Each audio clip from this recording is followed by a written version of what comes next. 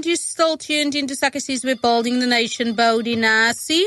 And it's gone exactly 25 to 2. And as you know, on a Monday, we do focus on anything to do with health-related issues. So being an egg donor is something that is very rare or something that hardly gets spoken about. So today we are joined with Kinny Ramoeng, and she is the egg donation coordinator at Egg Donation South Africa. And today she's going to be telling us a little bit more about becoming an egg donor and what that is all about. And also the organization is dedicated to helping people realize their dreams of having a complete family. And they work with various skilled professionals in order to make that dream a reality at the end of the day. So good afternoon, Kinny. How are you today? Hi, Jasmine. I'm very well, thank you. Thanks so much for having me on, and hello to your listeners as well. And it's only a pleasure to be speaking to you. Like I just mentioned in the intro, this is something hardly spoken about or very rare. Like, okay, firstly, let's start off with telling us a little bit more about Egg Donation South Africa. So Egg Donation South Africa is the longest running egg donation agency in South Africa. Egg donation itself has been around since the 80s. So it has been around for quite some time.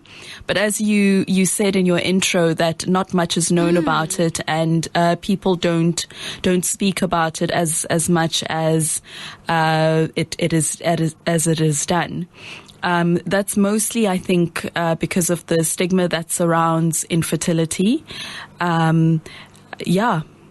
And yeah, it's like I can't even fathom how long it's been in existence for, and that's literally the first time. Like, you will always, especially when it comes here in South Africa, you will always know, okay, everything happens in US or so forth, but in South Africa, these things doesn't occur. But now we do have our own Egg Donor South Africa, yes, which is truly amazing. So speaking about that, and how common is it specifically here in South Africa? Well, one of the partners at our sister clinic, Heart Fertility Clinic, which is based at Christian Barnard, his name is Dr. Visvidel. He's one of the directors there, Klaus Visvidel.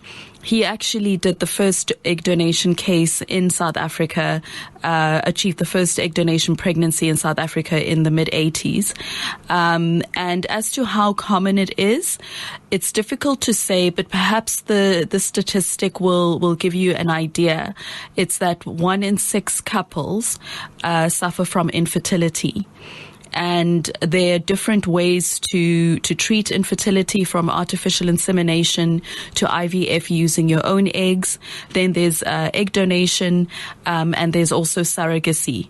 So within that cohort of 1 in 6 couples, there will be a significant amount of cases that require egg donation. The reasons why people may need egg donation, why a woman might need to use donor eggs.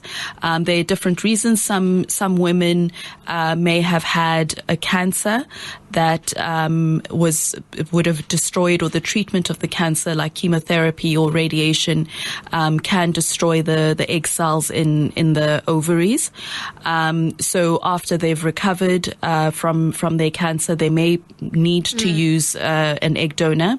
Some women have a genetic condition, or are carriers rather of a genetic condition that would make it safer for their child to be conceived through an egg donor. Perhaps it's a sex-linked, they're a carrier of a sex-linked genetic condition that would need them to use an egg donor.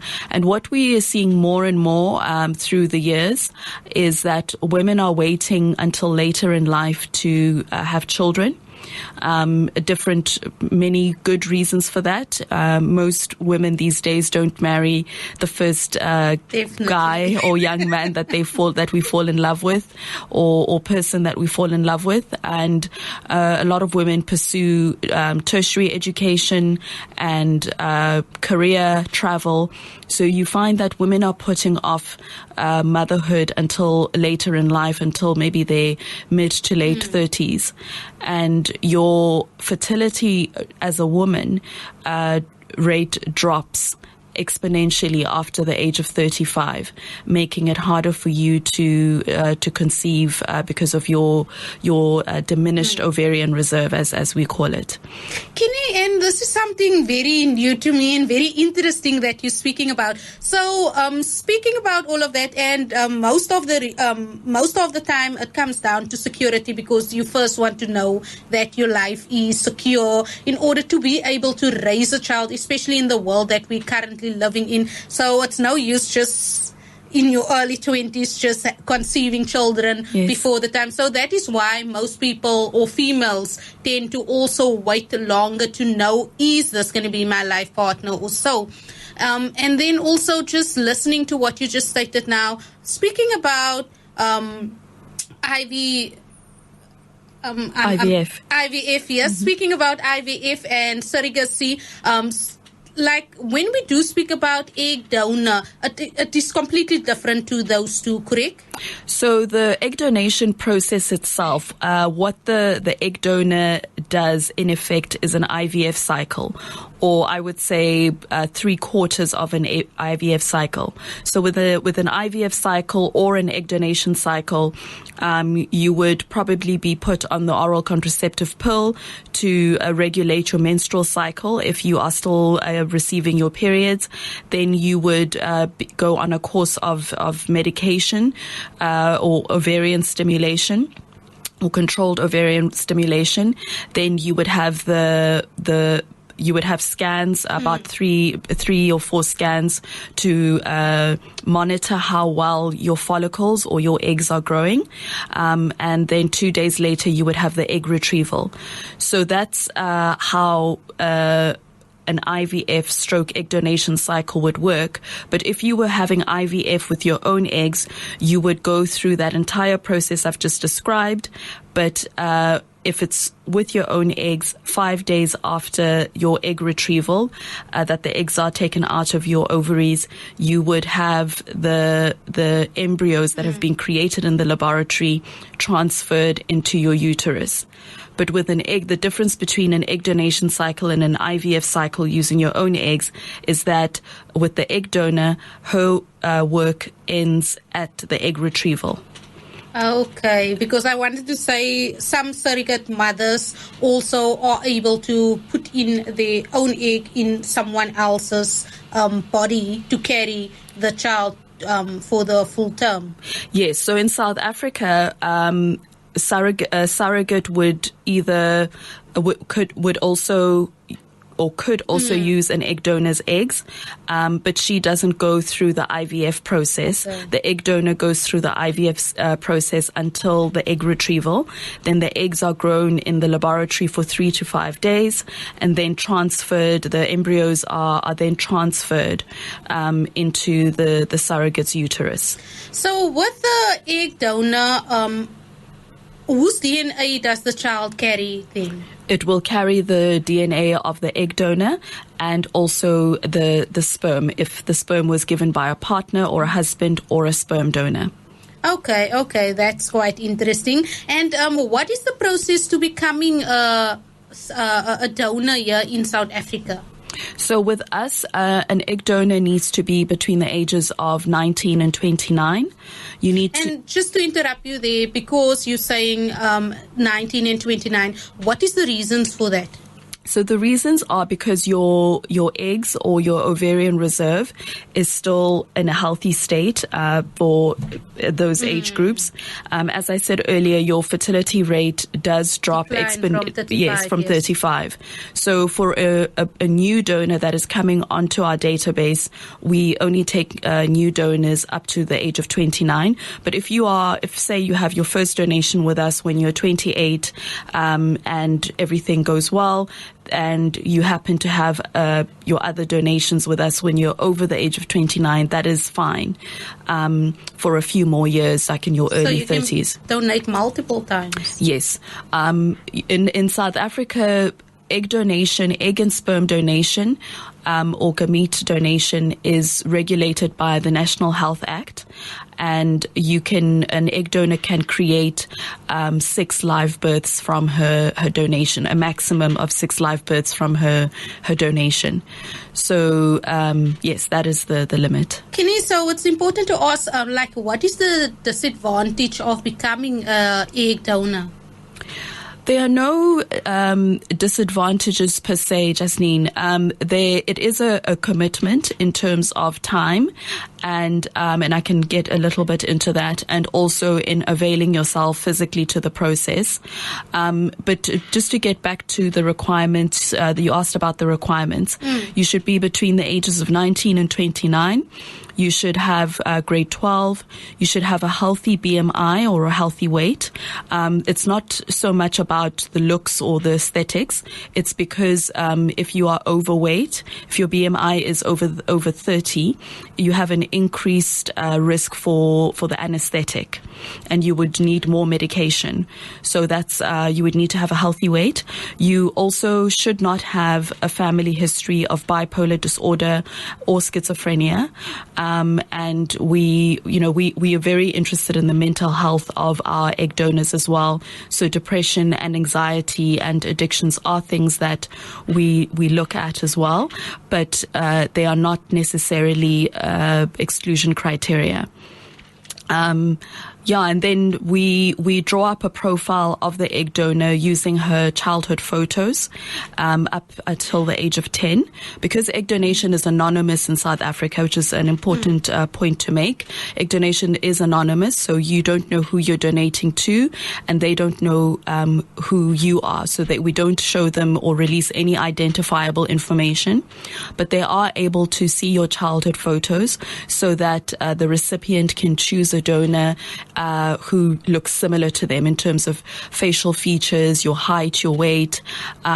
We do also provide information on your personality, your interests, your academic inclinations, and your personality, because those things can be passed on genetically. So a recipient will want to match themselves to a donor who would produce a child who would essentially fit into their family dynamic. So you do a complete swap of the genetics background as well to make sure maybe there's no diabetes in the family or any chronic illnesses that can be passed on to the child in the long run and so forth. So we do take note of that information, but we are not aiming for perfection, because no human being is perfect. And one must always think about the fact that when you are in a dating relationship, you don't ask your boyfriend or your girlfriend for their family medical history. But if there is a strong incidence of certain chronic or otherwise conditions within the family, it is something noteworthy, and it's something that the recipient would want to know. For instance, if you have diabetes in the family, we just want to know that and know who has it.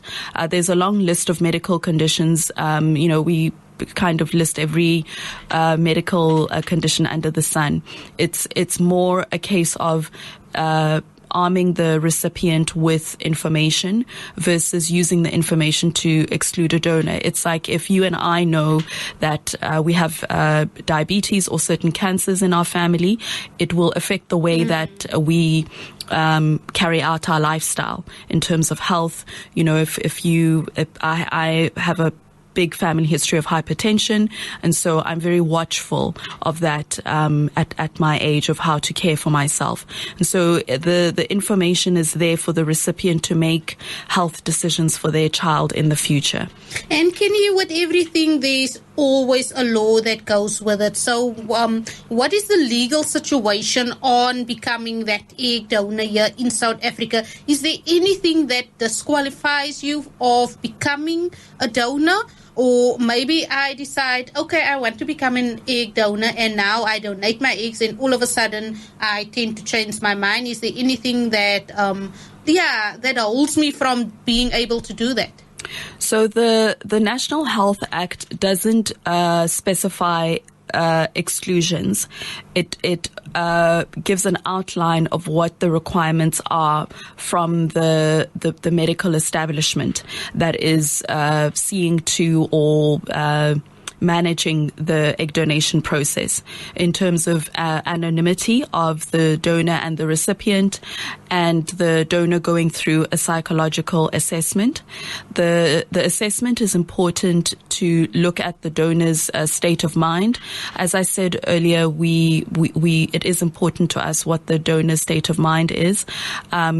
It's our personal wish at Egg Donation South Africa for the donor to have a positive experience, and not just the recipient who's going to receive your eggs and hopefully go off with a baby that they've longed for many years.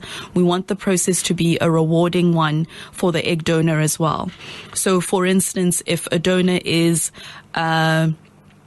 addicted to drugs, we don't want someone to be donating for the compensation that they are receiving so that they can essentially feed their drug habit.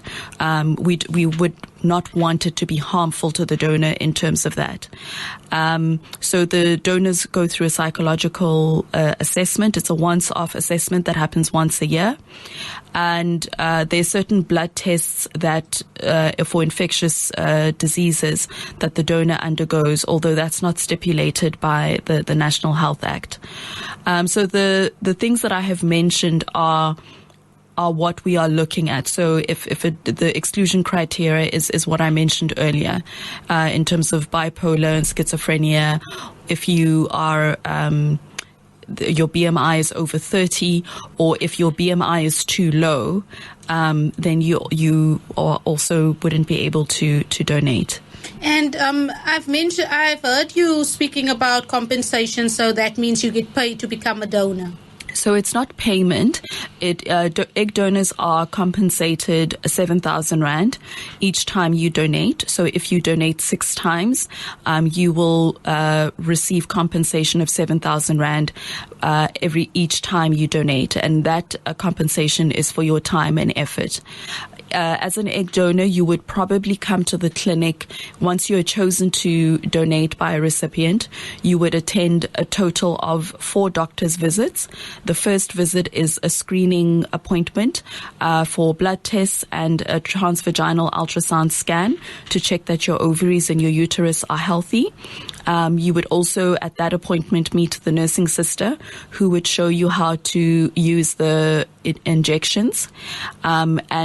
Once that appointment is done, a few weeks later, sometimes even 2 months later, you would begin the actual egg donation process, which involves you taking the injections for one injection a day for 10 days. And in the 10 days, you would visit the clinic 3 times for a scan to check that you are responding well to the medication and that you're comfortable and happy with the process. Then 2 days after your final scan, you would have your egg retrieval. So that's a total of 4 to 5 visits for the donation process. The scan and checkup visits themselves, the first 4 appointments are quick. It's a simple doctor's appointment, as I've described, like a gynecological visit or a trip to the gynae. But that still may involve you having to take time off work, to get to the clinic, spend 15. Who's liable for the costs? The recipient that you are donating to covers all the costs for your treatment. So as far as the compensation goes, it's to cover you in terms of getting to the clinic and the time of work that you might need to take off for those appointments.